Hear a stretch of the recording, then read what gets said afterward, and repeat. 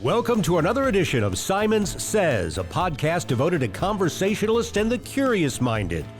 Here's your host, me, the follically challenged Dave Simons, certified financial planner and all-around nice guy. All right, hello everyone. Welcome to another edition of the Simons Says podcast. We are going to have some fun. I mean, we're going to rock and roll, and the time is going to go by very quickly because of my guest. And we have some stories to tell. And yeah, we're going to name drop. I mean, we can't help it. Between my guest and myself, we are going to throw out probably some well-known names in the field of sports, entertainment, news, because my guest has kind of been around the block in some major metro areas. He's met a lot of people, and we're going to have some fun talking about that. But I have to tell you something. The first time I ever heard this man's name, I didn't meet him. I heard him in a different venue. And it was probably about 6 or 7 years before I actually got to meet him. And to be honest, the first time I heard the name, it was not said in the kindest way possible. Let me explain. So this is early 80s, January of 1983. And I walk into my broadcast journalism class at Mizzou. And this is one of my broadcast journalism professors. And by the way, this guy, I loved him. He was a happy-go-lucky guy, and he was so supportive of all the broadcast journalism students going through there, and he was well-known. But this particular morning, he was glum. You could just tell something was wrong. Like, did something happen with his family or what have you? So we all sat down. There's a small class, maybe 20 to 25 people. And he proceeds to tell us, ladies and gentlemen, the industry that you're about to go in is changing before your eyes, and I don't mean that in a good way necessarily. And to prove that, I want all of you to watch part of a sportscast embedded within a newscast of a station in Boston that just happened. And he puts in the old VHS tape, and we see this sports guy. Of course, it starts with the news people, and you know how that is. Everyone's on set, and you've got the two anchors typically, and they're pitching it to the sports guy, and they got a little banter. And this was right after the Super Bowl that had just been played in 1983 between the upstart Miami Dolphins and Dan Marino, and they were taking on the very well-known and established Washington Redskins and Joe Theismann and John Riggins. And this sportscaster had predicted that the Dolphins would win. And any of you sports fans out there, especially football fans, know that did not occur. The Redskins won the Super Bowl, and they won going away. So the sportscaster admitted he messed up. He got it wrong. And he said, as the camera turned tight on him, he said, and boy, do I have egg on my face. He then took an egg, and by the way, nobody knew this was coming. His co-anchors over to his right didn't know this. He took an egg and live on TV smashed it against his head. And you could hear the gasp of one of his co-anchors to his right, and I heard the gasp in my broadcast journalism class. We're like, what the heck is going on? And he proceeds to do the rest of his sportscast with egg and yolk coming down his face. Little could he have known at the time the you-know-what storm that he just created, not only in Boston because it became a hot topic, but within a day or two, we're talking about it in Columbia, Missouri. And to this day, that story still kind of follows him around because of people like me who like to talk about it. Also, little did I know at the time, as I'm watching that videotape in late January of 1983, that just about 7 years later, I would be working for him and working with him. And not only would he become a colleague of mine, but he would also become one of my very good friends, even to this day, believe it or not, 40 years after I first heard that name. And with that as an introduction, I bring to you my special guest on Simon Says today, Zip Rzeppa. Zip, how are you doing? Dave, I'm doing great. That was one sensational introduction. Well, there's so much to talk about. Obviously, when you started in the business and people know you, Cincinnati and Boston, and of course in St. Louis, and we want to know what you're doing today. But let's not leave this topic because it still sometimes is talked about today. When that happened, you could not have known what was about to hit you professionally, personally. Take the story from there. What occurred to you after that? Right. I had no idea. I was at the time pushing the envelope. I mean, when you look like me, you got to be different. So I was doing a lot of crazy things on TV, and I just thought, this is one more gag I pulled off. And, it shocked the people in the studio, and I went home and I thought, that's it. But the response was far greater than I ever anticipated. Both major newspapers in Boston took notice of it, if you will say, you might say. Jack Craig was the longtime veteran TV radio writer for the Boston Globe, and he blasted me within 2 days in his column saying, this was so unprofessional. Can you believe what this man did on TV? This new guy at Channel 7, blah, blah, blah. So I thought the tabloid Boston Herald would be kinder because they were always trying to stir things up because they were way behind the Globe in circulation. But their TV radio guy was a guy named Jim Baker, and he didn't go for it either, much to my chagrin. In fact, he changed my name. He made Zip Rzeppa my first and middle name. My last name became the man who smashed an egg in his face. So every time he ever wrote about me, it was Zip Rzeppa, the man who smashed an egg in his face. Wouldn't let it go. Well, in researching part of the podcast, Zip, I can't find that video anywhere. It's not on YouTube. I don't know. Maybe it's hidden on somebody's server in the dark corners of the web. Is there some kind of copyright thing, or why? I don't know why it's not out there. Not that I know of, Dave. If this was the age of YouTube, we'd get like a billion views. But I don't have a copy of it. I don't know anybody who does, although occasionally I'll run into people who were in Boston and saw it, or somebody in the industry that saw it through the years, and they'll comment on it. But I don't know anybody that has it on tape. Who is the male co-anchor at the time? The male co-anchor was one Bill O'Reilly. Like that Bill O'Reilly. That Bill O'Reilly. He was doing the news. I was doing the sports. He was sitting right next to me. Yeah, we're going to talk about Mr. O'Reilly because there is a personal relationship that Zip still shares with Bill to this day, which is kind of interesting. All right, so we'll kind of come back through that part of your life, but before we leave that, O'Reilly did enjoy it. He was the one guy who enjoyed it. He was laughing. He totally unexpected. You know it, but he threw me a towel and said, "Hey, that was great. But what are you going to eat for breakfast?" And so he was yucking it up. Well, you didn't last very much longer on that station, right? No. Did that have anything to do with that incident? No, the station was sold, and a new ownership came in, and they broomed all the executives who hired Bill O'Reilly and me and a bunch of others. And the new guys came in. We were in third place in a 3-station market, and they fired numerous people, including O'Reilly and me. How long were you unemployed? Well, we were there 1 year. We all had 1 year contracts. And they were 2-year contracts, 1 year option. The new guys came in and exercised the option, and we were gone. So I was out of work for 5 months at that time before I came to St. Louis. And you had an agent who was out looking at all the cities. Oh, yeah. And so St. Louis was indeed your Channel 2. Yes. Was your stop. Okay. We'll get to that. But I want to go back to the beginning because I'm always fascinated by people's stories. Like, okay, I know what you do today, but how did you get there? What made you that? Why did you take that path? That's what I'm always curious about. That's what I'm fascinated about. So growing up, were you a big sports kid? Did you play every sport you could? Tell me about that growing up. I grew up in Detroit, Dave. I was born in the city of Detroit, grew up in the suburbs of Detroit. But back in the 1950s, Detroit was a pretty booming town. It was the big motor city. It was before the foreign cars kind of took most of the market, and life was good. So I was a happy kid, middle-class family.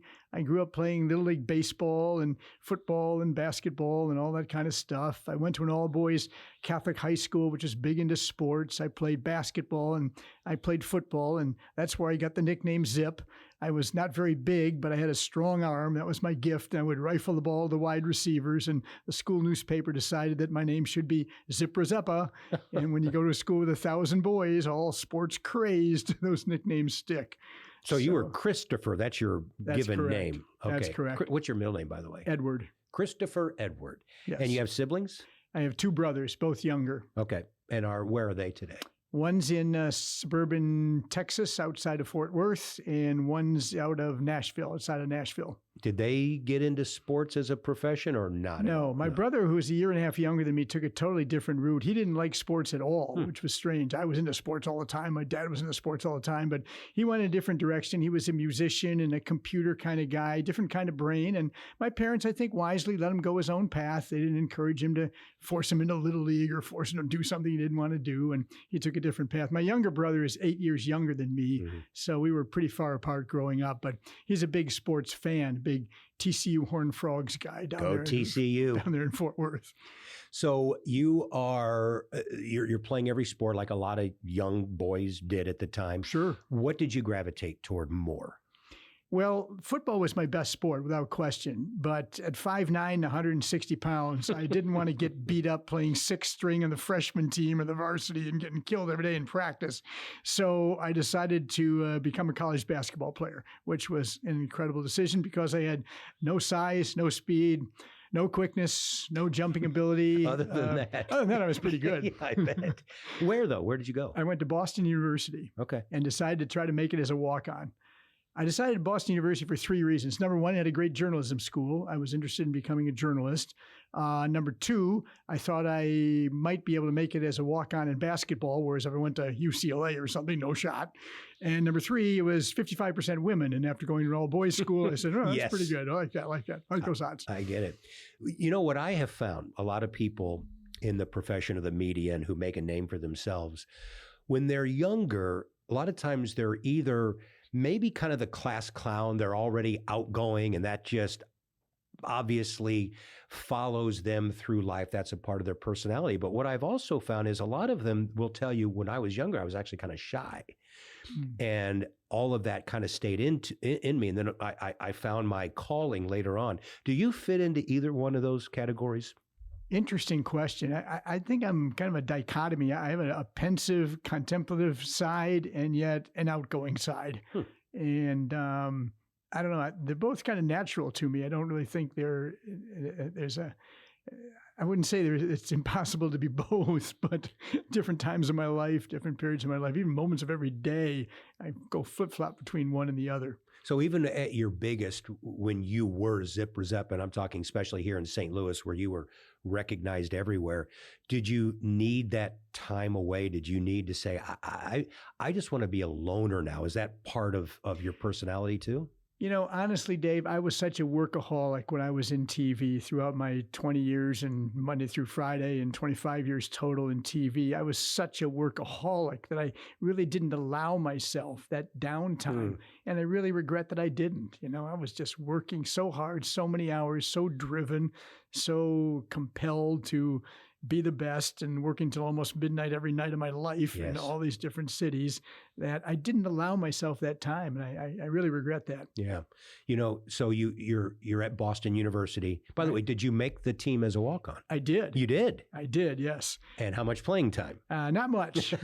I played 2 years. Played is a relevant term. But you made the team. I made the team. If we were 25 up or 25 down, I'd get all excited because I knew I had a shot to get in.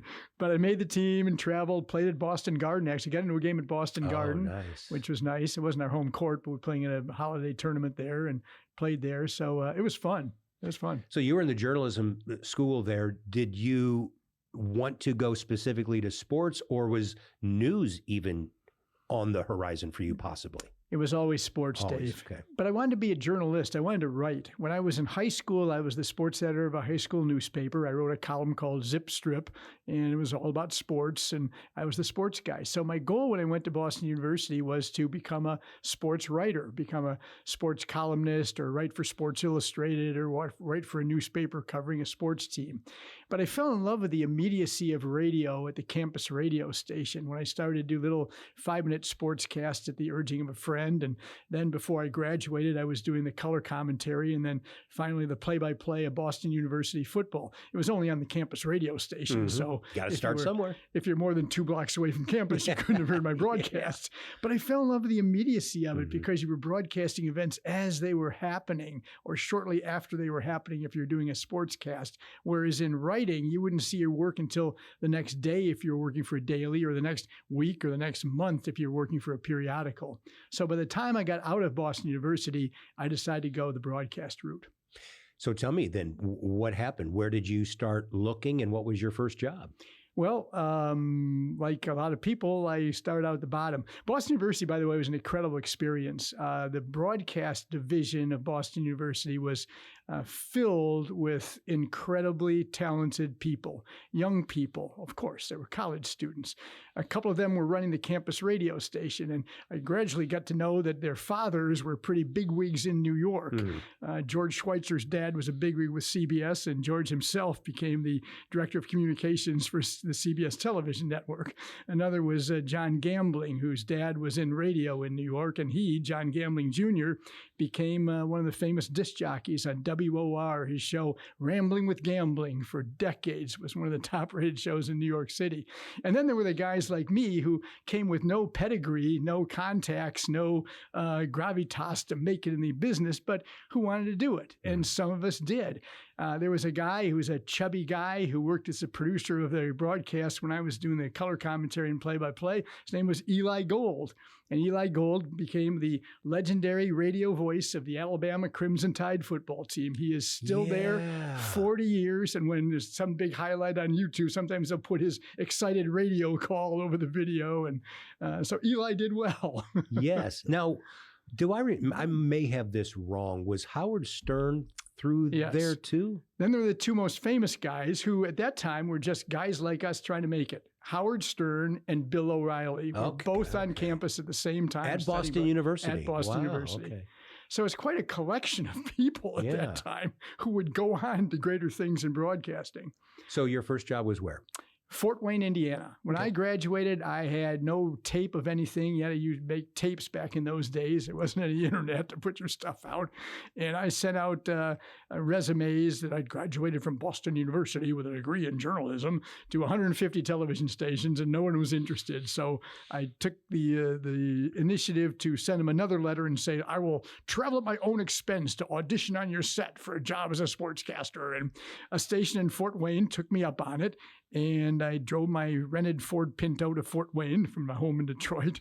And I did pretty well, I thought. And I drove back, and the news director said, I'll let you know in a few days what we think. So he called me and he said, well, we're going to offer you a job, but you're probably not going to take it. And I'm thinking, what do you mean not going to take it? To be on TV, I'd take it anything. Yeah. He said, well, it's only a 1-night-a-week job doing the sports on Saturday nights, and we can only pay you $40 a week to do it, and you're probably going to turn it down. I understand. And I thought, man, I'd be on TV. I'll take it. So for $40 a week, I drove my rented Ford Pinto to Fort Wayne, Indiana, holed up at the Days Inn for a few days until my news director in sympathy let me sleep on his couch until I found an apartment. Oh, my. And that was my beginning in TV. Did you stay there and get more airtime, or did you have to go elsewhere? No, Dave, I was only there 6 weeks because at that time, a station in Flint, Saginaw, Bay City, one of the stations who took me up on my opportunity to go and audition, called me 2 or 3 months after I had auditioned. And they said, hey, we got a full-time job for you Monday through Friday. I said, oh, man, I got to go. So I left Fort Wayne and headed to Flint, Saginaw, Bay City. And this was what, early 70s, mid-70s? Mid-70s, okay. Mid-70s, yeah. Okay. Well, that's how we all started. My story leaving Mizzou broadcast journalism in 1984, same thing. We all did it, right? You send tapes out to as many stations. And it's so funny what you just said about writing a letter. I will drive anywhere. And I said that I wrote the same thing. I remember sending a tape to Beaumont, Texas. Mm-hmm. And I'm in St. Louis. That's not a quick drive. I had a 69 3 on the tree AMC Rambler. And I said, I will drive down to Beaumont. And the news director is almost pleading with me, don't do it. I'm like, was my tape that bad? And so I didn't take no for an answer. I said, no, you have my tape. I'm driving down there. I made some excuse that I was on my way over to Houston to visit a friend, which I did have a friend there and I ended up seeing him, but that's not the main reason to get me down there.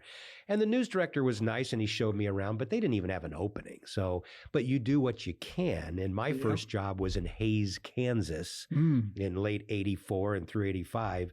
And I made $10,100 my first year.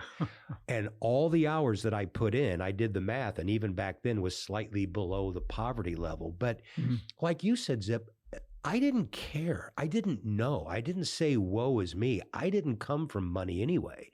And so it didn't, you learn to eat beanie weenies. And I did that in college anyway. And then you kind of move up the ranks. So you're in the Saginaw area, and then take us from there. Okay, I was there for 3 years, and it was a great experience because I could be on the air 5 days a week. And that's really where my career took a change for the better. Every summer or whenever I had a vacation, I would get in my car and drive to a major city, take my tapes with me because now I had lots of tapes, lots of material. And I'd beg my way in for a meeting with a news director. I'd say, what do I have to do to work here? And they'd give me some advice. Well, had you developed the Zip style yet? Were you zany or anything? No. You didn't have the Zippo awards or nothing like that? Nothing like that. I was just pretty a straight sports guy reading the scores and doing the highlights. So I took my tape to Philadelphia one day on my vacation. I went to the East Coast, like some big cities there, and I got into Channel 3, which is a big station, Westinghouse broadcast station there. And a guy named Ken Tiven was the news director, and I brought my tape in, as I always did. And I said, okay, take a look. And he says, okay. So he took a look at the tape, and I said, well, what do you think? He goes, what do I think? I think, son, if you ever get a job in a major market, you will be the ugliest TV sportscaster in town. Are you serious? That's what he said. I was that's stunned. Classic. I didn't know what to say, Dave. I wonder, could a news director say that today without maybe probably not today. Yeah. But this was like 1970s. They could say whatever they wanted. You'd be the ugliest person in the ugliest TV sportscaster in town if you ever make it to a major market. And I thought, uh-oh. So I tried to gather my composure and I said, well, what can I do to make it? He said, if I were you, I'd be different. I said, well, what do you mean by that? And he said, well, look, your looks are never going to help you, son. But he said, there's a guy in New York who has a really fast-paced show. He uses a lot of video. And there's a guy out in L.A. who has a great rapport with the anchors. And there's a guy in Washington who's really funny as a sportscaster. He throws a lot of humor into it. And if I were you, I'd let's be different. So I said, okay. So I drove my car all the way back to Saginaw, Michigan, where I could experiment because it was a smaller market. And I started to become different. I started pushing the envelope and experimenting and doing fist-pounding commentaries and crazy stuff out in the field and putting humor in and doing all kinds of stuff, keeping what seemed to work and throwing out what didn't. But I was pushing it there for 3 years in Saginaw, and that really shaped my career. That story, and I don't mean to get off on a tangent, but this just hit me. As offensive as that was, no question. And I'm sure it hurt you. And like we just said, I don't know if you could get away with it today. But we are a society now that doesn't allow that kind of thing. It doesn't allow direct criticism.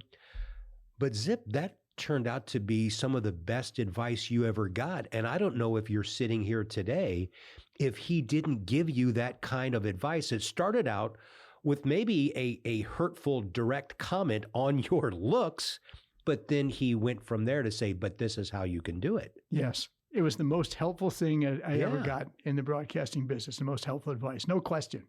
And I probably wouldn't be here today. I probably would have gone back, and if he just said, well, it looks okay, good luck, I wouldn't have changed. I wouldn't have pushed the envelope. I would have just been reading the scores and never would have made it to a major town. So did you go to Cincinnati right after that, or was there another Yes. stop? Okay. I went to Cincinnati after that.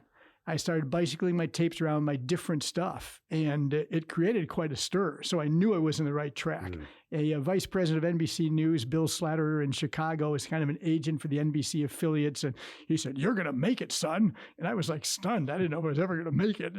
I said, "Really?" He goes, "Oh, yeah."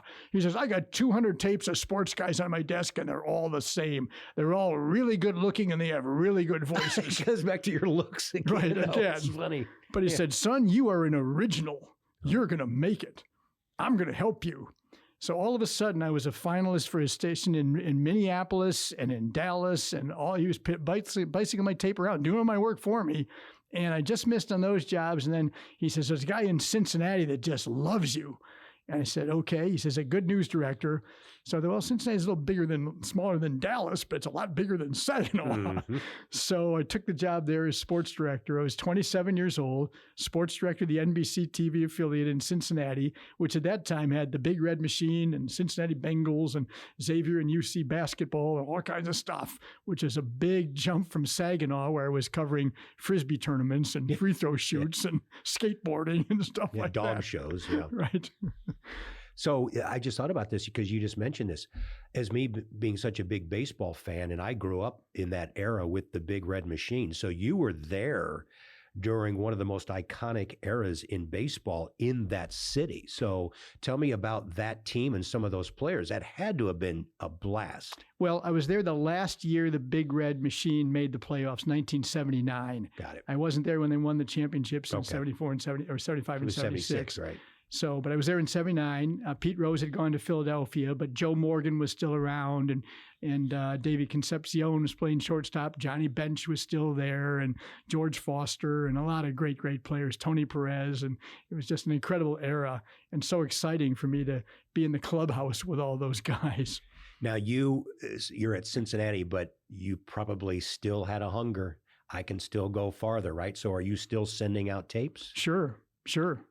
And after 2 years, my contract ran out, and the station wanted me to sign a 3-year contract. But I was full of pride. I thought, man, I'm in my 20s. I'm doing well here, and things are going well in Cincinnati. I can do better than that. I don't want to lock into 3 more years. How much are you making? I was making $30,000. Okay, good. Good money. Enough to live on back in 1980 or so. Yeah. So I was sports director, but I didn't want to stay for another 3 years. So contract expired. I worked without a contract for a few months, and we just couldn't get it together. And finally, they got tired of my reluctance to sign a 3-year deal, and they said, "Okay, you're done." So that was it. So you were actually let go. Yep. And you're unemployed. And then tell me about that gap and where you went from there. How did that happen? Well, what saved me was the Cincinnati Bengals had a tremendous season in 1981. They made it to the Super Bowl for the first time in their history. So as I was about to go out the door in TV, I wrote a song called The Ballad of the Bengals. Well, of course you did. Put it out in a 45, little studio produced it, and marketed it in an amazing way. I took it to all the convenience stores in town. I said, "Hey, I got this record. Put it on the counter. It's $2." Back in those days, people would buy it as a Christmas gift because it was going into Christmas, and the Bengals were rocketing toward the playoffs. And they did. And I made enough money to live off that record for the many months of unemployment that followed when the station let me go. So you had revenue coming in for a little bit. Yep. Okay. If you Google it, that is on YouTube. The Ballad of the Bengals by Zip Rzeppa. Ballad of the Bengals by Zip Rzeppa. I am going to listen to that after this podcast. So how long were you unemployed, and did you go right to Boston? Was that your next gig? It was, but it was 9 long months of unemployment later before I got to Boston. Okay. And tell me about that process. I mean, were there other stations involved, or was that it? It was just that was the one offer and you took it? Well, all those times I was taking my tapes around and sending them out, and I got a couple weekend jobs, but I didn't want to become a weekend guy because I'd been the Monday through Friday guy, the sports director in Cincinnati. So I didn't want to go, so to speak, backwards or lock myself into a station where the guys Monday through Friday were icons and were going to be there for 20, 30 years. And as you know, you get labeled. I know. I was the weekend guy. That stays with you. That's hard to break. So I didn't want to do that. So I held out, and finally, I got a job in Boston. I had an agent in New York with the Beanstalk Corporation, a big corporate representation of sports guys and news guys and famous people. And Bill Applegate was a news director in San Francisco, and he had turned around a number 3 station, turned it into a powerhouse. So Boston hired him at a number 3 station to do the same thing. So I called my agent. I said, hey, Bill Applegate just got that job in Boston, send him my tape. And my agent said, I don't think you're Bill Applegate's kind of guy. I'm going on vacation for a couple of weeks. I'll think about it when I get back. So I thought, I can't, I'm desperate. I'm hungry. I'm starving. So I sent him a tape and a booklet that I prepared of all the press clippings I'd gotten, all kinds of stuff. And I sent it to Bill Applegate personally in this giant thing about the size of a pizza box. So he couldn't ignore it with a tape inside. Was the 45 of the Ballad of the Bengals in there? Oh, it was. To show how creative I was. Yes. Wow. Okay. 2 days later, I get a call from Bill Applegate. He says, I think you better come and talk to us. We're interested in you. So I flew to Boston. He hired me that day. I flew back to St. Louis, and that was it. And the number of the size of the market was the 6th biggest market in the country. Wow, you're in the time. 6th biggest market. Yep. Now you're in the area where New York knows who's in Boston. Yep. ESPN knows who's at the big. So you're thinking Boston may not even be the end of it, but let's not get ahead of ourselves. You are in a top market, and this was 82. Okay. What was the sports scene at the time like? It was great in basketball. It was Larry Bird against Magic Johnson. Yeah. The beginning of the rivalry, early in the rivalry. So I was just delighted to be courtside watching Larry Bird and Magic Johnson battle in the NBA Championship Series and all this stuff.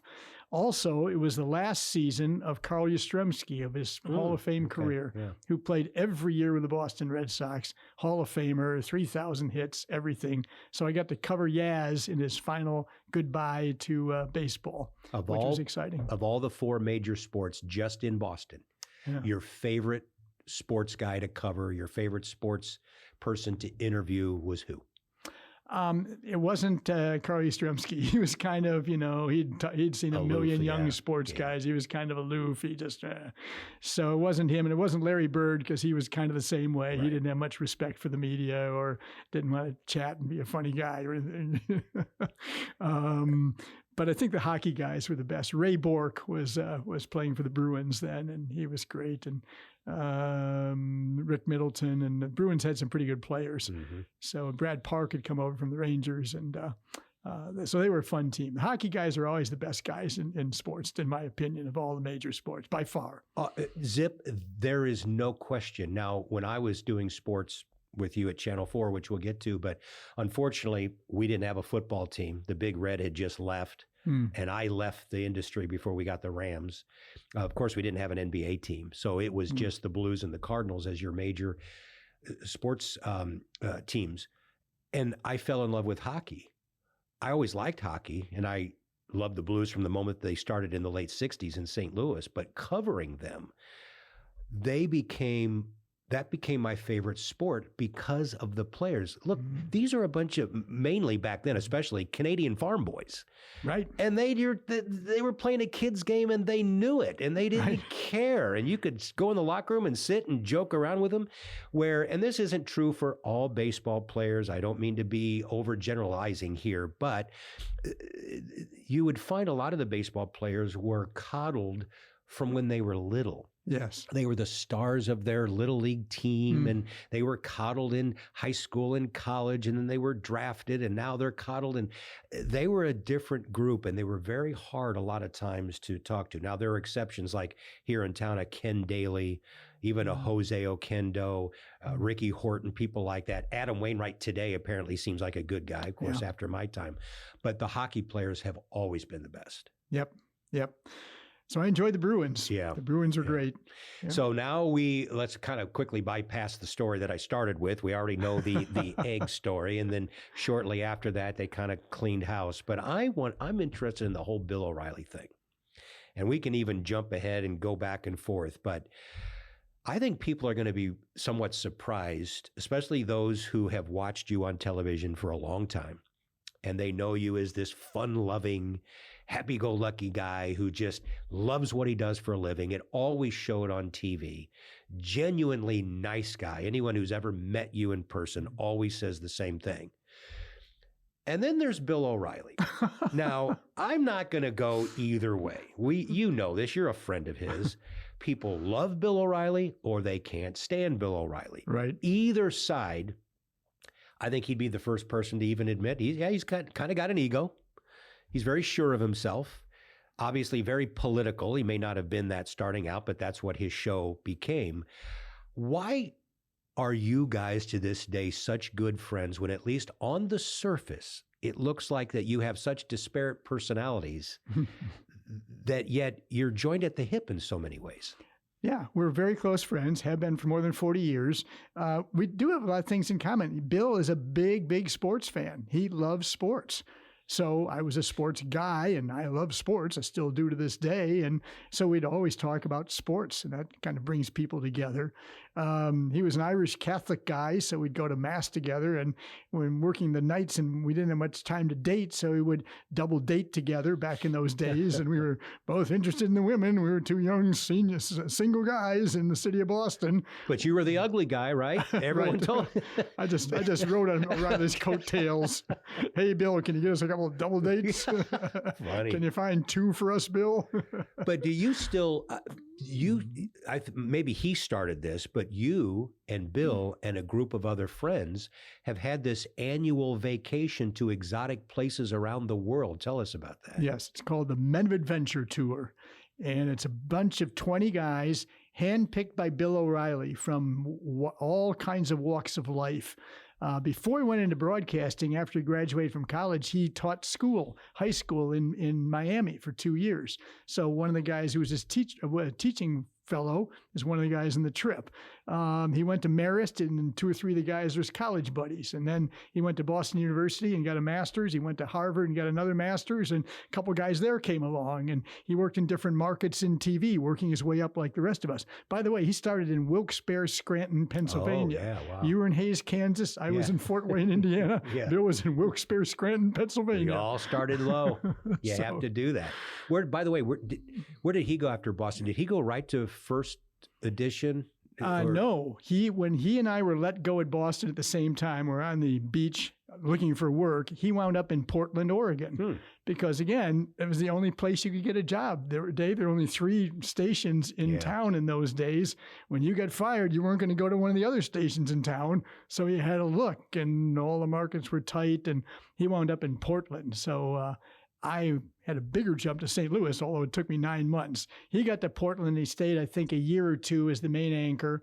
And then he went to, where'd he go from there? I think he went to Dallas. And he was the movie critic in Dallas. Are you kidding me? Yeah, he was the entertainment movie critic in Dallas, which is a much bigger market, and he had a sense of humor, and he was developing as a broadcaster and letting it out a little bit. And then he went to New York. He got a network job as a correspondent with ABC World News Tonight as one of the lower end, network guys, but he was on the air. And then he went to CBS. He worked with Dan Rather under him.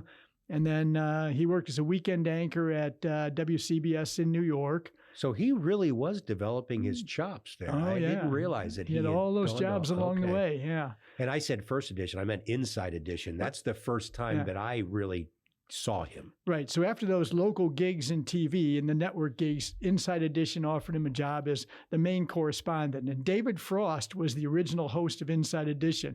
He lasted 3 weeks and decided to go back to England, and they promoted O'Reilly to that job.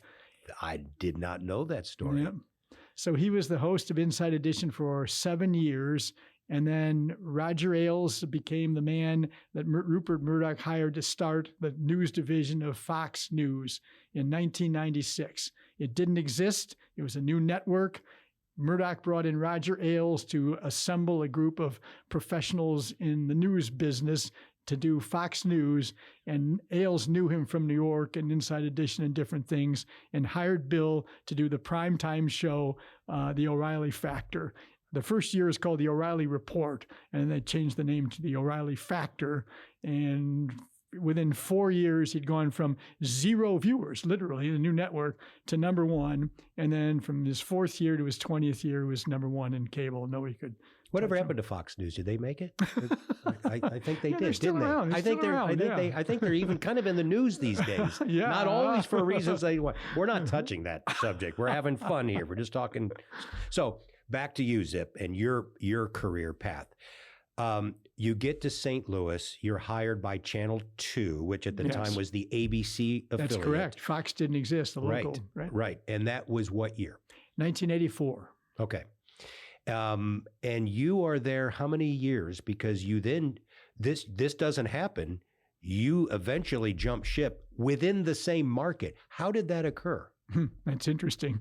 I just came to love St. Louis. I bounced around all these cities. I thought I'd be here for a couple years, and I really liked it. So I had a 2-year deal, re-signed with Channel 2 for 2 more years. And when that contract was running out, my agent said, you're really hot. You got a great Q rating. I can get you pretty much anywhere. I said, no, I really like St. Louis. I want to stay here. And he said, well, okay, everybody in St. Louis would like to have you. And it became a 3-way bidding service, bidding auction for my services. My agent in New York. That has to make you feel good, right? It was heady time. Yeah. I had a new agent by the time who loved me, Art Kaminsky, and Art would play one against the other against another. And he said, here are the ground rules. It's going to be a no-cut deal. It's going to be 5 years. Going to be a $100,000 signing bonus. Who's in? And this was like unheard of in the 1980s for somebody in a local, especially a sports guy. I wasn't even a news guy. And so anyway, I jumped from Channel 2 to Channel 4, signed a 5-year contract. What year was that? 1988. Okay, yeah. So I was 4 years at Channel 2 and then came to Channel 4 in 1988. That was about the time, I think, it was KMOX TV, and they became KMOV TV. Yeah, about that time. They had just changed before I got there. Yeah. And they've had a number of ownership changes. Yes, they have. Oh, my gosh. So, Zip, when that happened, was there any animosity at all? Did you ever feel it? Because I think, weren't you making more than the news anchors when you first came over? Did you ever sense that? Was that an issue for you professionally? It wasn't, but it was true. I was making more than the news anchors, which is absurd. The sports guys on air for 4 minutes of the 30-minute show. Yeah. The news anchors are the ones that bring in the ratings and, that everybody has to rely on to know what's going on in the world back then before the internet. So it was a way kind of embarrassing, but they just said, don't say anything about it. So I never really told anybody what I was making, and nobody really brought it up. Yeah, good. So shortly... Now, it wasn't an easy move because I had a 6-month non-compete clause with Channel 2, and they went to court to enforce it. Oh. So I was off the air for 6 months, unable to work after I signed the contract with Channel 4. In St. Louis media, I don't know if you've ever thought about this, but this just dawned on me. In the mid-'80s especially, the media really changed. We were we were flyover country at the time, and all the exciting stuff with the Howard Sterns of the world and were happening on the coast. And a guy named J.C. Corcoran comes in, becomes a big name. Franco Pinion starts his show. Zip Rzeppa now. We've never seen this wacky, crazy sports stuff. Have you ever reflected on that time, that when you got here, kind of a staid, old-fashioned Midwestern market, but within a few years, because of people like a J.C. Corcoran and a Zip Rzeppa, all of a sudden, we're becoming like some of the bigger markets. Yeah, it was a time when things were really changing in St. Louis. I was scared to death when I came here, Dave. I didn't have a long contract after I'd gotten fired in Boston. I was out of work for 5 months that time, and I came here, and I was in my little hotel room waiting to go to work at Channel 2, and I turned on the other stations to see where the competition was, and man, they were so traditional, so buttoned down, so just read the scores and, all this. I thought, man, this is what St. Louis is used to. That ain't me. That can't be me. Get ready, folks. If they fire me here, I'll be in Anchorage, Alaska, next stop. So I was scared. I didn't know if St. Louis was ready for it. What's so funny, because I started out talking about the egg on the face story, and then I find out as I'm graduating Mizzou and looking for work, that guy was just hired by Channel 2 in St. Louis. Holy cow. But little did I know even though I tried because I wanted to get back in town as I was starting my career in Kansas, and I went to Wichita with a quick stop down to Tyler, Texas in between there. And my dream, I got hired by Channel 4, and I'm a news guy.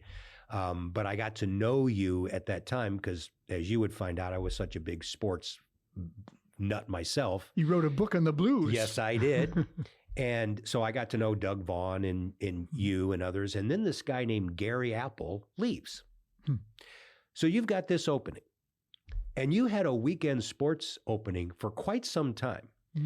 And I remember you even showing me some tapes. You're like, okay, look at this guy. This is why I don't like him. And look at this guy. This is why I don't. I'm like, oh, that's interesting. Never thought anything about it because, I've got my news thing. That's what I'm doing. And it was Doug Vaughn who told me he and I both went on a trip up to Columbia because Norm Stewart and the Missouri basketball program was in trouble by the NCAA. This was in 1990. So he went up to cover it for sports. I went up there to cover it for news. And we were talking about this sports opening that you couldn't seem to find anyone to take the place. And Doug said, you should talk to Zip about it. You should maybe try to see if you can do it. I'm like, I'm a news guy. That's what I've done for 5 years so far. But then I went home and I talked to my wife and I said, I got this epiphany after talking to Doug Vaughn. I'm a sports guy in my hometown. I got to talk to Zip about it. So long story short, you may not even remember any of the details on this. They're a little fuzzy to me, but I had to, even at my own station where I was employed, I had to apply for the job. I had to get on the set with Larry Connors and Julius Hunter and pretend like I was doing sports. And it was right after that, Al Holzer, the news director at the time, said, do you want the job? And I said, yeah, and the rest is history. Do you remember that time when little Dave Simons went over to sports? Yeah, sure. Yeah. Your thoughts at the time were like, all that time I was looking for a guy and he's in my backyard right here. Yeah. Well, I didn't know you were interested in sports. Yeah. I thought you were the news guy. Yeah, I know. That's what I thought too. And I tell you, I wouldn't change that for the world, Zip. I mean, you had mentioned you got to St. Louis and you loved it. As a native, I was pinching myself. I mean, I got to know my idols growing up were Lou Brock and Bob Gibson. And to think that I got to play golf with Lou Brock. Wow. And the Bob Gibson, I have to tell the Bob Gibson story because we've talked about this before. You may not recall this, but Bob Gibson was in town. I don't remember, summer of 91, 92, whenever this was. And you said, Dave, go over to Busch Stadium and see if you can get Bob to come on live for either the 5 or 6 during the sports, and I'll interview him. Like, Bob Gibson's back in town, because after he retired, he went back to Omaha, and that's where he lived. Right. And so I'm kind of this naive guy going over there. I knew Bob's reputation on the mound, but I didn't know that he sometimes could be surly with the media. Naivete is bliss, right? So I didn't know, walking into the lion's den. And maybe you did, and you knew, and you didn't care. You're like, watch Simons go over there and get his head chewed off. So I walk over there, and this was before a night game, and I find Bob sitting in the dugout with Red Schoendienst. And I kind of knew Red a little bit, not real well, but enough because I was hanging around the stadium all the time. And I'm just standing there, and I'm awkward, and I'm looking around. I'm like, literally like between us, here's Bob and here's Red, and they're sitting in the dugout, and I'm on the top of the steps, and I'm wanting to interrupt the conversation, but I had enough respect. I didn't know what to do. And finally, Bob says, excuse me, Red, can we help you?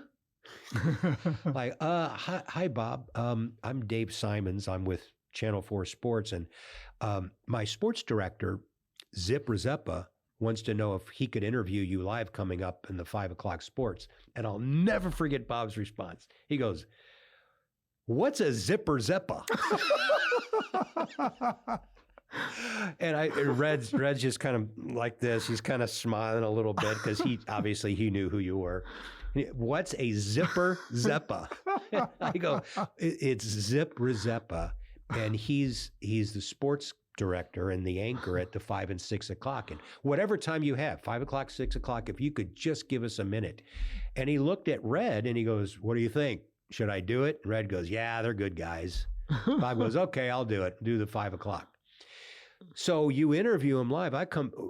When I told you, you were surprised. You kind of acted surprised. You're like, oh, I was. like I sent you over there knowing that you were going to get your head chewed off, but I get to interview him. And I'll never forget, I think it was Malcolm Briggs. I think it was someone at Channel 5 even said, how did you get Bob Gibson? I'm like, I don't know. I just went over and asked, and Red said it was okay. So anyway, that's a great story. Yeah, that's just part of, again, that St. Louis kid who's pinching himself, now talking to the people that he idolized. And Zip, you'll recall even the other sports team at the time, the Blues, Hall & Oates, Brendan Shanahan, huge, Brian Sutter, Curtis Joseph. We had Scott Stevens, all too briefly. I mean, this was a Stanley Cup contender. Yep. Those were great times, by the way. Oh, absolutely. So much fun. So much fun. Yeah. I eventually left. This isn't my story. We'll get back to Zip. So I start my financial advisory career in 94. So coming up on 30 years there. But you stayed at Channel 4 as sports director for how much longer? From 1988 to 1995. So 7 years. So right after I left then. So in 95. But didn't you come back doing some other part-time, or were you still doing some Zippos or something? I continued to do the Zippos for 6 more years. Oh, okay, that's what I remember. From 1995 to 2001. So I was still employed by Channel 4. I was still in the building, at least one day a week, and doing the Zippos on Friday nights. And Steve Savard was the sports guy at the time. Yes. Tell me about the Zippos. Where did they start? How did they start? Because that was must-see TV here in St. Louis on Friday night for a long time. David, to this day, I can't tell you how many people have come out to me and say, hey, the Zippo Awards, hey, we used to watch on Friday night. Dad used to let me stay up and watch all this stuff. So it actually evolved. It started in Saginaw, Michigan. I saw a guy in New York, Warner Wolf, do the best plays of the week. Warner Wolf, oh yeah. I used to watch the best guys in the country. That again, as I was a kid, when I was a kid broadcaster in Fort Wayne and Saginaw, I used to get tapes of guys in bigger markets. I said, I'll try to learn from them. Warner Wolf was one of my favorites in New York. He was huge. He was a sports director there for 40 years. And he used to do the best plays of the week. And he'd show all these great catches and, all kinds of stuff. And I said, oh, that's a good idea. So I started to do that in Saginaw. And then just on a whim, in the middle of all these guys making great catches and everything, I showed a guy dropping an easy pop-up and everybody laughed. I said, oh, look at that. That's not the best play. So I said, oh, that's pretty good. So the next week I made it the best and worst plays of the week. And so then it was a little more colorful because I put guys, running into the wall, dropping the ball, tripping over the foul line, all kinds of stuff. And then one day I put the San Diego Chicken in there, who was a big mascot at that time, one of the first funny, humorous mascots in sports. And he was goofing up on the field and everybody roared at that. They thought it was really funny. So I made it the best, worst, and weirdest plays of the week. So when I got the job in Boston, I took that idea with me. And we had a young producer named Michael Glantz, who was my producer, and he loved it. He said, this is great. We'll put some music under this.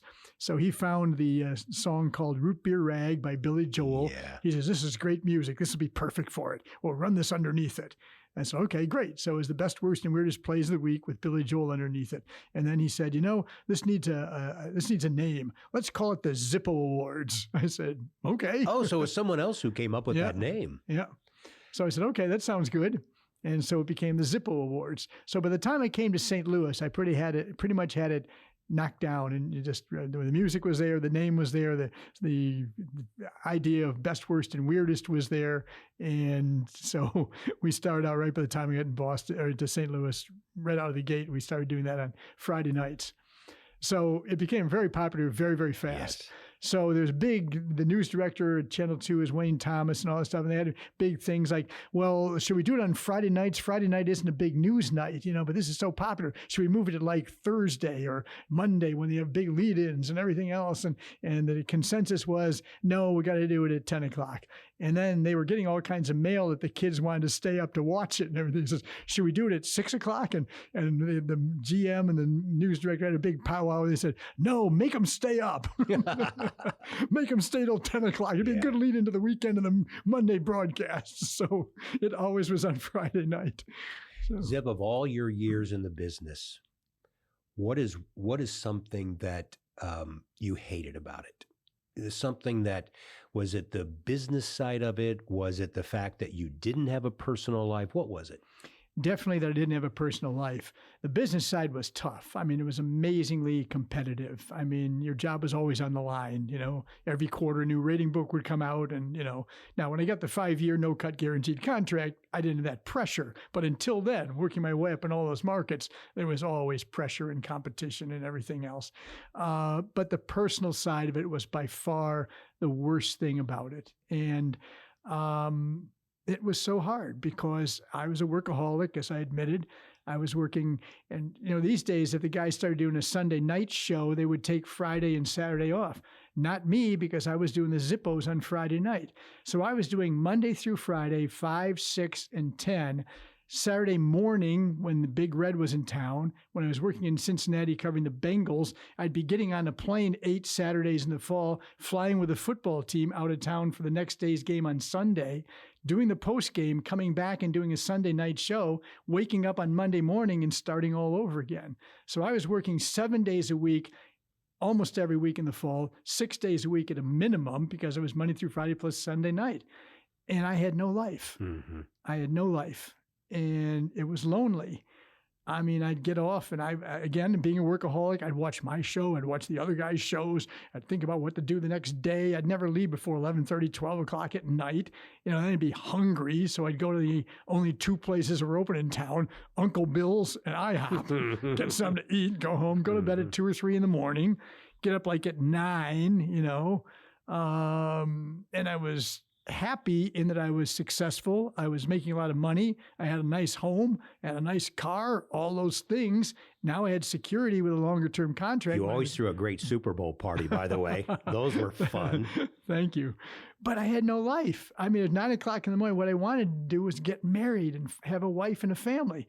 And I get up at 9 a.m. I go, okay, I guess I'll, where are all the women? Oh, that's right, they're at work. It's 9 o'clock.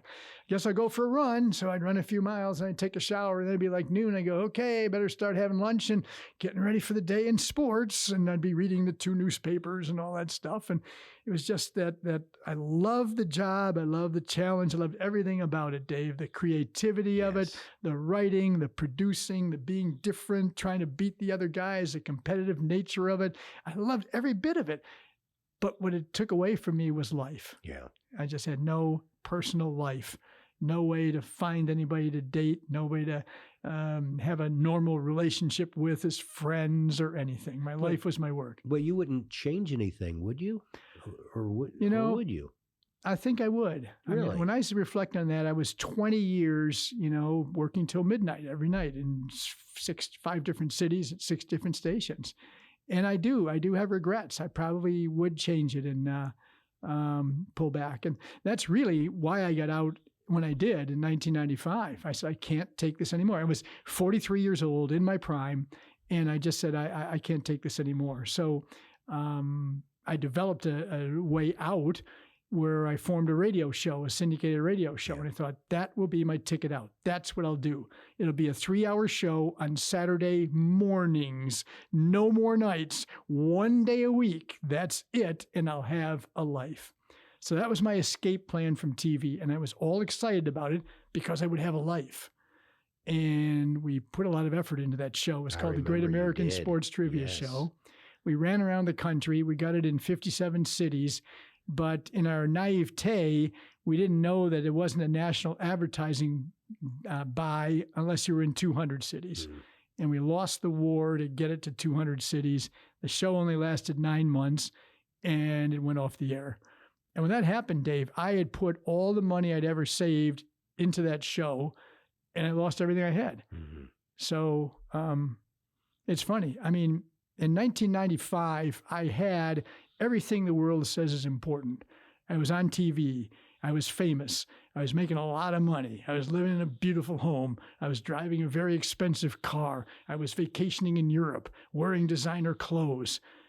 1 year later, I had given up my job in TV, lost my job in radio, lost all the money I'd ever saved, lost my fiance, who at that time I developed a fiance in the year I got out. The engagement broke off, and my dad was diagnosed with Alzheimer's, all in the space of 1 year. I went from 1 year of having everything the world says important to being devastated in every aspect of my life. That's even worse than a country song that puts all the bad stuff in one song. Didn't get trains in there. But... Well, I know. Zip, so you are a very strong faith-based man, Catholic through and through, which we'll get to because that's part of your story, what you're doing today. How did you lean on your faith, or did you find yourself at that time starting to drift away, or did that anchor you?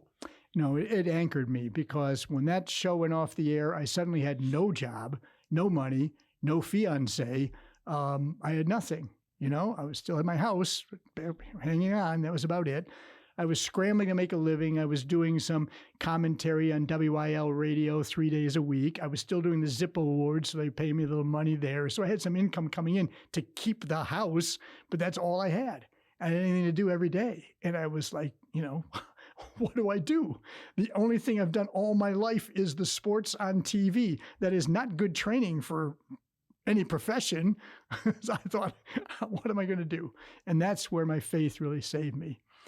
It's funny. It was God's grace. God gets all the credit for this. I got a phone call from a priest I had never known, never heard from, didn't know who he was. And he said, I'd like you to help me do some evangelization in the inner city of St. Louis. I said, whoa, I'm no evangelist, Father. I'm Catholic, but I'm no evangelist. He said, why don't you come out and see me? I said, okay. So he gave me directions to his place, and I went out to see him. Drove out 44 to Beaumont Antire Road, got off that exit, went past the Boy Scout camp, drove through the winding roads for 4 or 5 miles until I came to this strange place in the woods. It was called Mary the Font Solitude. And I turned down this dirt road to where he gave me directions. And it was 110 acres of rolling land. And on the trees were pictures of Jesus, the Stations of the Cross. And I drove down the road, and there were these little hermitages, these huts in the valley up on cinder blocks, little tiny 8x10 buildings where people were living as hermits out in the woods, 100 feet apart from each other. Really? So I kept driving, and I came to what looked like it sounds like cultish, like some dystopian movie or something. It was very, very strange. Yeah. Dirt road. My tires were kicking up dust. It was the summertime, and I got to a little A-frame building, looked like a chapel, and saw a couple of cars parked outside. So I parked my car, got out of my car, and started walking toward the chapel. And I see this priest in a blue cassock and a collar walking toward me. He says, "Hey, I'm Father Placid. Thanks for coming. Come on in." So he takes me into his office up on cinder blocks. There's nothing but a table, a couple of chairs, and a crucifix on the wall. And he says, "Okay, if you want to be a part of this, you got to do 5 things." I said, "Okay, go ahead, shoot, Father." He says, "Okay, the first thing is you got to go to Mass every day." I said, "Every Sunday." He goes, "No, every day." Yeah. I said, "Okay." He says, "You got to do 10 minutes of spiritual reading every day. The third thing is you got to do 30 minutes of meditative prayer in silence and solitude every day. The fourth thing is you got to come out here every Saturday for a 90-minute meeting of kind of group spiritual direction. And then the fifth thing is we're going to send you with a partner into the most crime-ridden, drug-infested areas of St. Louis where no one wants to go. We're going to ask you to get out of your car, knock on doors, and ask people if they'd like to learn more about the Catholic faith." You're thinking, where do I sign up? I'm thinking, so... Oh, my gosh. The Holy Spirit at work, Dave. About 10 seconds later, I said, "Okay, Father, let's give that a shot." And as soon as I said that, I thought, where did that come from? I have no interest in doing this. But it was the Holy Spirit at work calling me to do that work. And that's where my deepening of faith and spirituality began. Tell me about the first time then going into these areas and doing that work. it was an experience. They gave me some training with somebody who had done it before for 2 or 3 weeks, took me around with a person who had done that before, and then they assigned me my partner. My partner was a little guy from Dublin, Ireland, who had been miraculously cured of multiple sclerosis at Lourdes, France. He had come to this country with his children and in gratitude decided to serve the poor the rest of his life. So they hooked me up with him as my partner. His name was Declan Duffy. So we drive down to the inner city. He's never done this before either. We park the car and they assign us the streets and they show us where they want to go. And they intentionally pick parts where nobody ever goes to evangelize. So we got out of our car, went up to the first house. The window shades were all closed in all these houses because there was so much drug trafficking in these houses. So we rang the doorbell and we saw the shades go up like this. and we read the lips of the guy inside. He goes, Jehovah's Witnesses. So we closed it and didn't come to answer the door. So we went to the next house. We knocked on the door and shades of blinds went up. We read the lips of the guy. He goes, detectives. Oh. We're 2 little white guys coming in the door of this all black neighborhood. Closed the door. Third house didn't even have a doorbell. So we bang on the door. The blinds go up. Blinds go down. Guy comes to the door and opens it. It's one of the biggest African-American men I've ever seen. He takes a look at the 2 of us and he goes, hey, man, you Zip Rzeppa. You come to put me on the Zippo Awards? I was waiting for that because I was going to ask you about that being recognized, and you were. Yeah. By that guy. The other guys, I wasn't wearing a tie or a coat or anything, so. Zip, my story isn't anything like yours. But what I want to talk about is the humility of that and the humbleness of that, because when I left after just 4 or 5 years of doing sports in Channel 4 and 10 years overall in the media, but I had, some people knew who I was as the weekend sports anchor. Nothing like yours. However, when I changed careers, and I'm now a rookie financial advisor, back then you cold called. We called it dialing for dollars. And I'd get my list of strangers and I would make 200 to 300 dials a day. Wow. Just hoping to get a live person on the other end of the phone to see if they had any money, number one, that was important. And if they did, were they working with anyone? And then you'd try to develop a conversation.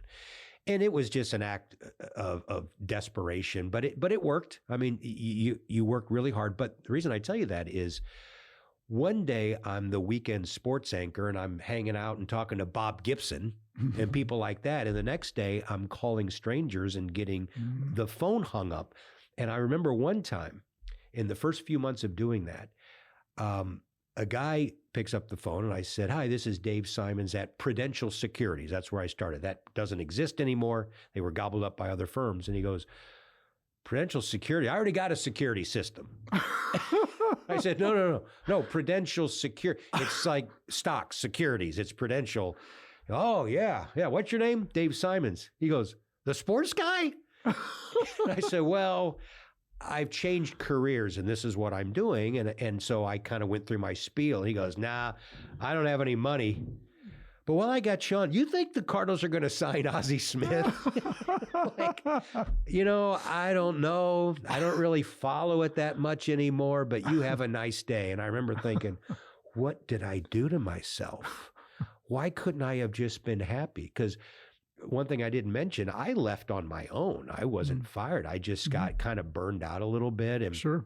Zip, you had mentioned at the time you didn't want to be a weekend guy, especially if you work for some iconic guy. You were the iconic guy.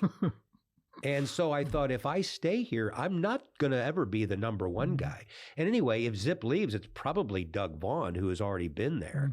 And so I had an agent, and he told me about a job in Cleveland and a job in New Orleans. And I just thought, at the time, I'm 31 years old. I just had, my wife was pregnant with Taylor, who I can't believe is now close to 29 years old and just got married. It's amazing how quickly life goes.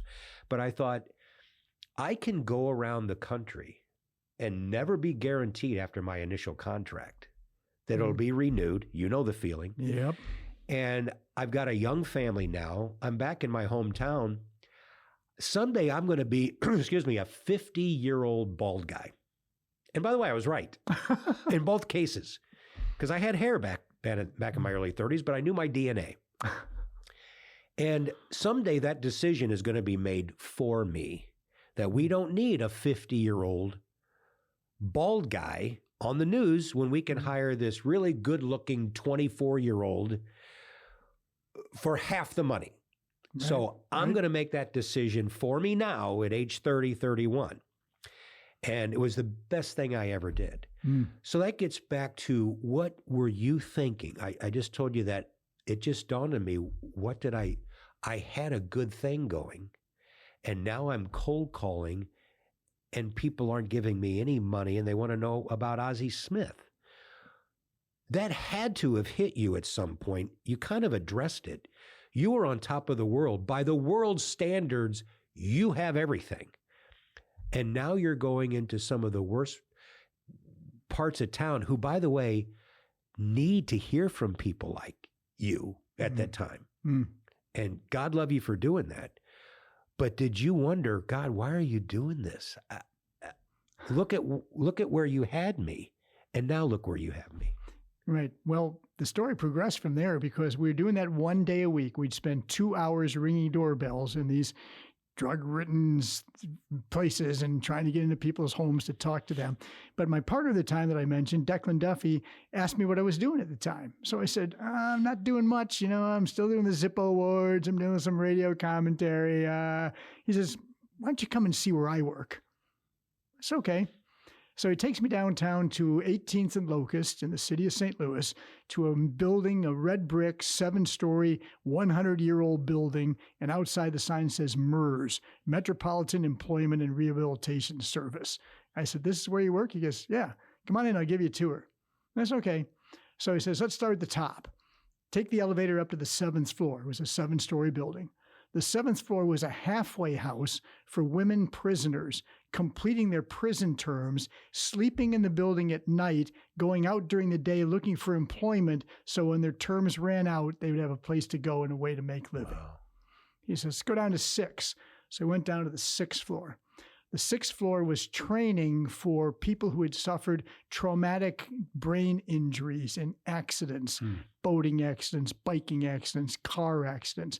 Their brains would never function again as fully as they once did, so they were in training to adjust to a lesser career depending on whatever parts of their brain they had left. We go down another level to the 5th floor. It's the blind and the deaf, the vision impaired and the hearing impaired. And they're working with counselors trying to prep them for part-time or full-time jobs that they could do with their severe disabilities. We go to the 4th floor. It's a training ground for people learning the HVAC trade, learning how to fix furnaces and air conditioners and stuff, because at that time there were jobs in that era. We go on the 3rd floor. The 3rd floor was offices. We go on to the 2nd floor. It's a sheltered workshop for people who were so impaired they would never be able to work competitively. But there they were, 50 people strong, working, stuffing boxes, sealing envelopes, unpacking things, doing these menial little jobs with these big smiles on their faces. So many Down syndrome people in there, so many people with different disabilities, happy working in the sheltered workshop. We go on to the 1st floor. It's the cafeteria. The cafeteria was used as a training ground for the restaurant industry. They were training people for jobs as cooks and waiters and waitresses and greeters and all kinds of stuff, dishwashers. So Declan says, well, that's the tour. What do you think? I said, well, he said, you could really do it. You could be a big help around here. I said, Declan, this is like social work. This is the most amazing place I've ever seen, but I'm a trained broadcast journalist and I want to do this. He said, oh, no, you could really. I said, how could I help? He says, your name would open doors with employers to help our people in training get jobs in the community. So I thought, well, can't deny that as a possibility. So again, it was like that moment when I saw that priest out at the Solitude. There was a pause, and all of a sudden I heard myself say, okay, let's give that a shot. At which point I was going, what are you doing? What are you doing here? Does the Holy Spirit always have to take over at times? I know, right? Can it just be quiet sometimes? I had no interest in doing this. I didn't know this place existed. And the following Monday, I'm interviewing, and they gave me a job as a job developer. That was my position. So after making hundreds of thousands of dollars a year in TV, they paid me $22,500 to be a full-time job developer and work with people with severe disabilities, mental and or physical, to help them get jobs in the community. There was never, though, a woe is me for you. Was there? No. I was stunned when the radio show went off the air because that was my dream, to escape TV but still do broadcasting. When that went off the air, I was stunned. I didn't know what to do. I was probably numb. But then all of a sudden that phone call came, and I started doing this work. So it was very, very strange, Dave, because now I had a day job. I never had a day job since ever. So I got out of college, went to TV, that was it. Now I had a day job where I was reporting to work for 8 in the morning and getting off at 4 in the afternoon. So I said, well, this is good. I could maybe find a girlfriend. I could have some friends. I could go to a movie or have dinner with people at night now. This is good. But the work was very strange because it was, I guess the word would be humble or humbling, or probably both. Because I would take a client, and a typical client would be someone with some kind of disability, and I'd be driving them to Schnucks and asking for a meeting with the manager to try to get him to give this kid or whatever an assessment to see if he could be a bagger, to see if he could bag groceries successfully and be employed there. And I would stand there and watch the conversation and guide it and this and that, ask the guy what he thought. Then I'd drive the young person back to the MERS and try to say, we might get this job, we might not, I'll see you tomorrow, all this stuff. And I thought, this is so different from what I've done my entire life. And when you're describing that, that is common today. Go into a Deerberg's or a Schnucks or a Walmart. And you're right, 30 years ago, these folks who had these disabilities weren't given much of a chance. And now it's common. Yeah. So you were kind of at the beginning stages of that in a way. Yeah. There were very few people employed at the places we'd take them to with disabilities like that. Zip, you touched on this, and this gets into something very personal for you. One thing that I've known about you from the beginning when I first met you in the late 80s, and you wrote about this in your book, in your autobiography, or your autobiography, which was terrific, by the way. What's the name of it? For a Greater Purpose. For a Greater Purpose. So, folks, if you haven't seen it, check it out. Amazon's still out there. It's just a great, great book of a man who humbly talks about his life and his walk, and a lot deeper into some of the things we're talking about. But you've kind of addressed this, that one of your biggest regrets about your life when you you had it all was your lack of a personal life. And you just knew in your heart, probably as a young man, you would get married, you'd have kids, and you would have this idyllic, leave it to Beaver life someday. And it didn't happen. Right. So tell me about, when you look back, are you comfortable with that now and you accept it, or is there still a longing there? Dave, there was always a longing to have a wife and a family and that intimacy and a relationship with someone, and to have kids and do all those things. I mean, I grew up in a beautiful family, had a couple of brothers, a mom and dad, and playing Little League, as we discussed before. It was great. And I always thought that would be me when I grew up. And it never happened. And that is something I always felt I missed in life. And I sorely missed, because it's what I always wanted. And it's hard. Yeah. Now I'm 71 years old. Now I'm committing my life to the Lord and doing work for Him. And I have no desire now to get married or have kids, obviously, and whatever. So it's not a sore point now. I'm at peace. I'm filled with the joy and the love of the Lord. He's my best friend. He's my lover. He loves me more than all the women in the world put together anyway. And I'm very, very comfortable with that. I'm at great peace with that. That's awesome to hear. And so tell everyone what you're doing today. Well, I started an apostolate called Mater Media. Mater is the Latin word for mother, so it's dedicated to the Mother of God. And at first, it was 2012 when we started it. And the idea was to write, print, publish, and distribute books that would evangelize the Catholic faith or bring people closer to God. So I started out by writing a novel for teens called My Rock and Salvation that was set in St. Louis. And I'd never written a book before. I took a year just studying novel writers and how to write novels and reading books and everything else. And finally, I decided to write it. And we did a few edits and had a young guy working with me. He was an atheist, by the way, which was ironic, Eric the atheist. And he was a long-haired kid just out of college, but he could type 120 words a minute without making a mistake. Hired. And he was right. So we published that book, and we got 20,000 young people reading that book. So I said, okay. So then I wrote my autobiography, which you mentioned, For a Greater Purpose, the next year. And then people started coming us with other book ideas. So we became a publisher of books. We've published 17 books now.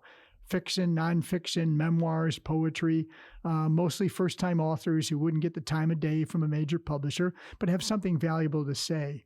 And then from there, we went into other forms of media. Our original mission became to make Jesus Christ more known and more loved by more people through media. So we still publish the books and still are publishing books, working on 2 right now. But we went into movies to bring good inspirational movies to the public. Started out with a 10-minute film by David Henry, who wrote and directed a film coming out of his Wizards of Waverly appearances with Selena Gomez. We promoted that, and then another movie he did, and then the movie Bella was out there, and then Unplanned, and met all kinds of Hollywood people. I never knew any of these people when I was in TV, and yet today I'm working with 3 or 4 different movie companies and good friends with a whole bunch of them and different things. And one of them is a movie that we're very excited about. Angel Studios that does The Chosen just bought the rights 3 weeks ago to a movie we've worked on for 3 years called Sound of Freedom. It's a movie about child sex trafficking. Tough subject, but a subject that needs to be brought to light. And Jim Caviezel plays the real-life hero in there. Angel Studios bought it 3 weeks ago. They're crowdfunding it like they did The Chosen. In 3 weeks, they've raised $2 million already to get into theaters. It's going to happen later this year, which will be a big deal. So, it's based on a true story, right? Oh, based on a true story, yeah. So anyway, we work in the movie business, which is exciting. We work in concerts. We did concerts with young musicians out of Nashville who were trying to get their first EP out there. We'd sponsor concerts in people's homes, and 35 people would show up, but it would give them some experience.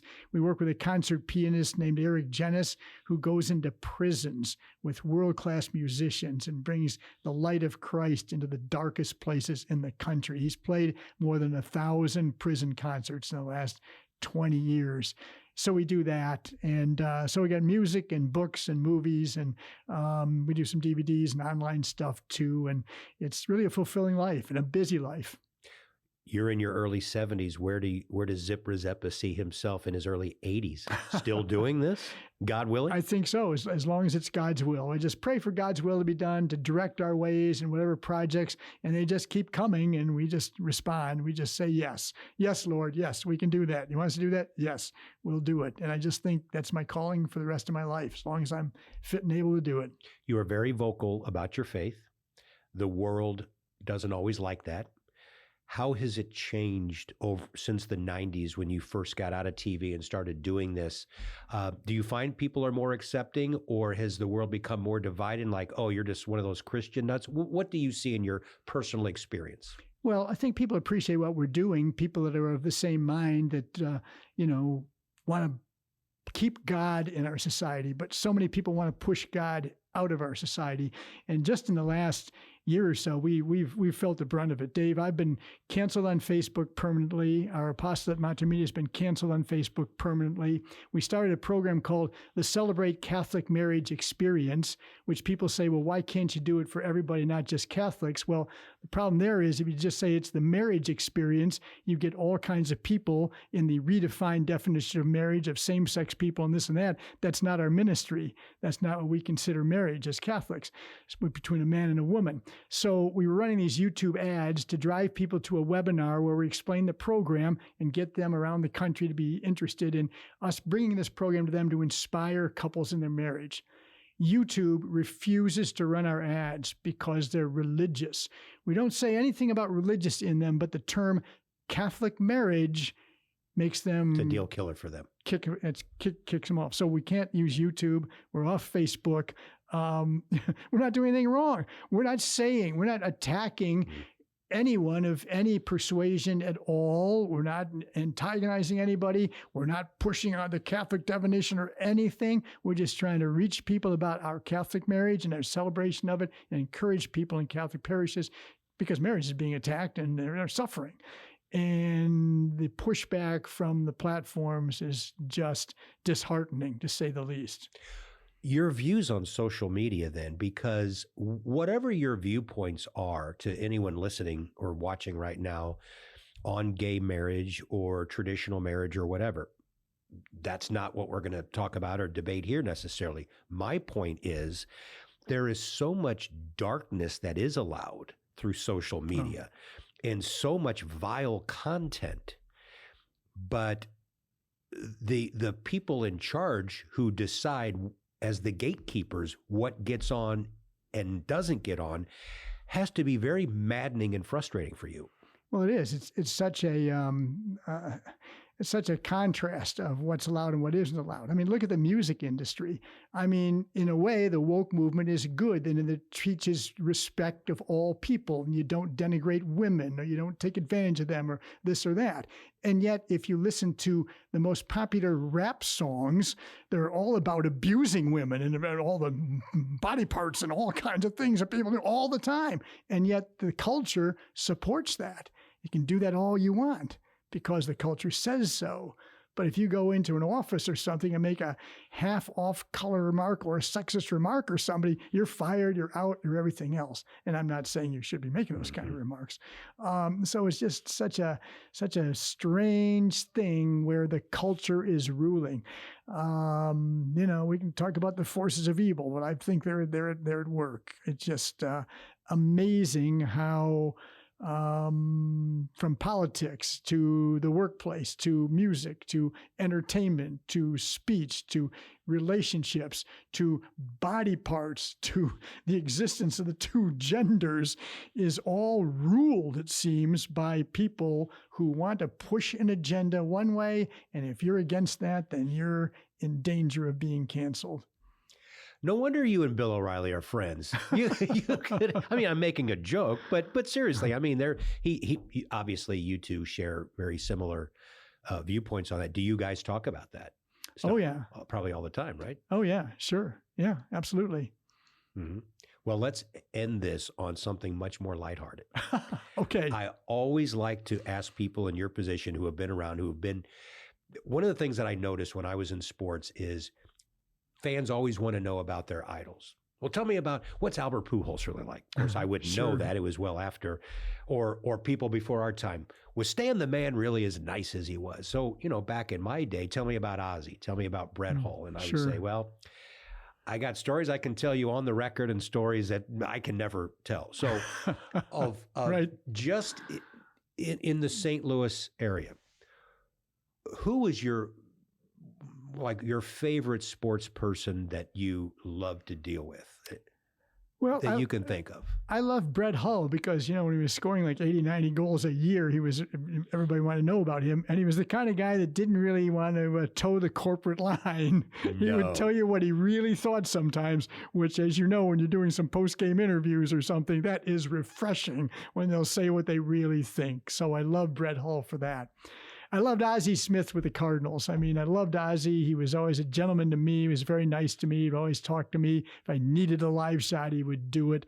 Of course, it was kind of reciprocal. When Ozzie's contract ran out toward the end of his career and he was going around as a free agent and maybe I'll sign with Kansas City, I did a fist-pounding commentary on Channel 4 saying, if the Cardinals don't sign Ozzie Smith, they should sell the ball club.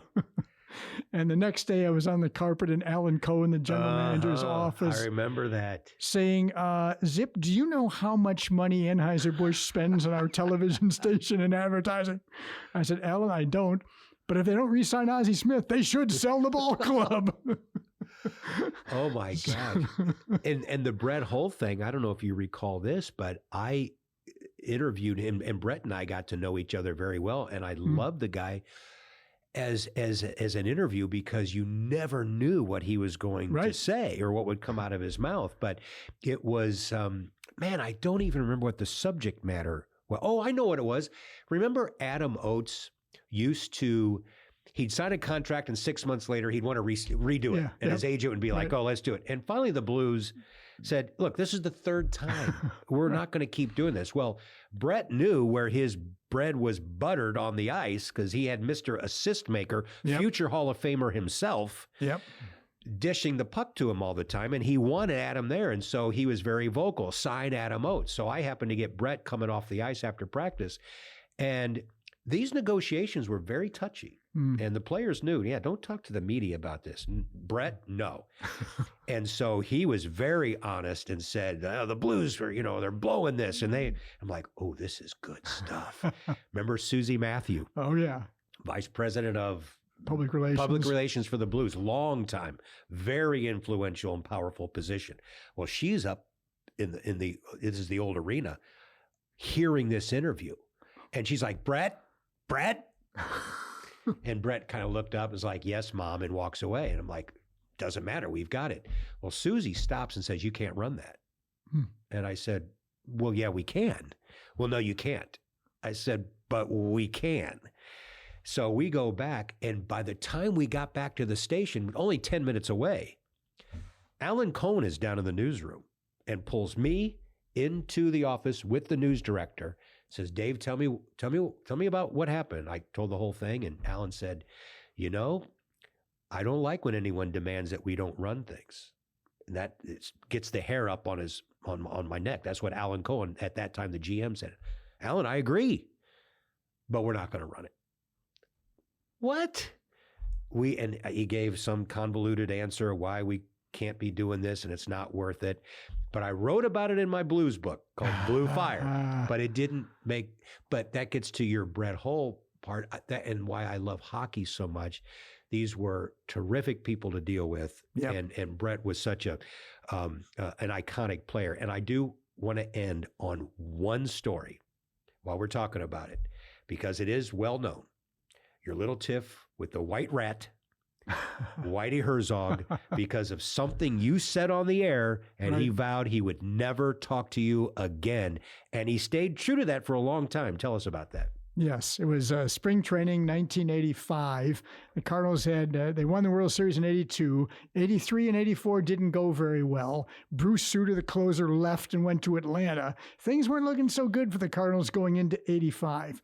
So Bill Verdon came in as a special instructor in spring training. The Cardinals had hired Tal Smith as a consultant. So I did a story that Tal Smith, when he was with the Yankees and with the Astros, had hired Bill Verdon as the manager in New York and in Houston, and now Bill's hanging around as an instructor in spring training. So I just suggested that if the Cardinals had a terrible year, he could be the guy waiting in the wings that the new boss, Tal Smith, might be bringing in. So in those days, you can only watch the stuff on TV. Whitey was down in Florida. His buddies in New Athens, where he grew up, told him when I ran that story on TV, that Zip Rzeppa guy's trying to get you fired.